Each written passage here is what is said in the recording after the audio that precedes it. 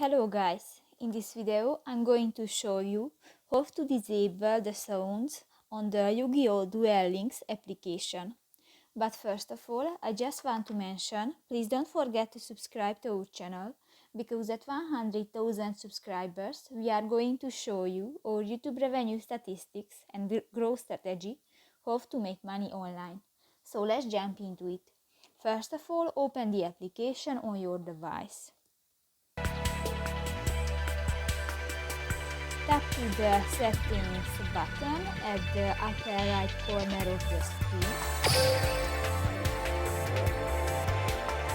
and find the Settings option and just select it. And here you can set the view and the sounds is disabled. So that's pretty much it for this video, guys. See you in the next one. Bye bye.